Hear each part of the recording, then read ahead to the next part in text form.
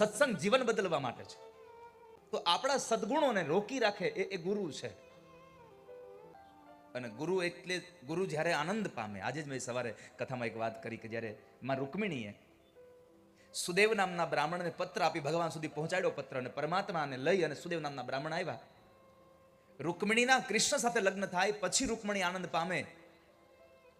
પણ અહીંયા રૂકમિણીને ભગવાન સાથે જોઈને જે આનંદ સુદેવ નામના બ્રાહ્મણને થયો છે, એટલે કે સદગુરુ સદશિષ્યને ભગવાન હારે જ્યારે જોવે ત્યારે સદગુરુને આનંદ થાય છે.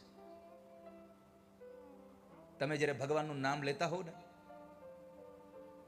ગુરુની હાજરીમાં બેસીને તમે ભગવાનનું નામ લ્યો ત્યારે ભગવાન જેટલા ગુરુ રાજી ન થાય એના કરતા વધારે ગુરુ રાજી ત્યારે થાય તમે એની ગેરહાજરીમાં પણ ભગવાનને ભૂલતા ન હો. ત્યારે તમે ખાલી આશ્રમમાં આવો ત્યારે તમે માળા લઈને બેસો અને ત્યારે તમે નિયમોનું પાલન કરો, એમ સદગુરુને રાજી નથી કરવાના. સદગુરુની ગેરહાજરીમાં પણ એણે કહેલા વચનનું પાલન કરીને આપણે સદગુરુને રાજી કરવાના છે, એની ગેરહાજરીમાં પણ. અને વાત યાદ રાખજો વાલા વૈષ્ણવો, કે સદગુરુની ગેરહાજરી કદાચ પંચ મહાભૂતના શરીરથી થઈ શકે, એની ચેતના તો તમારી સાથે જ હશે ગમે ત્યાં. તો આપણા ગુણોને રોકી રાખે એ સદગુણો છે. તામસ આદિ ગુણત્રય, સત્વ રજ અને તમ,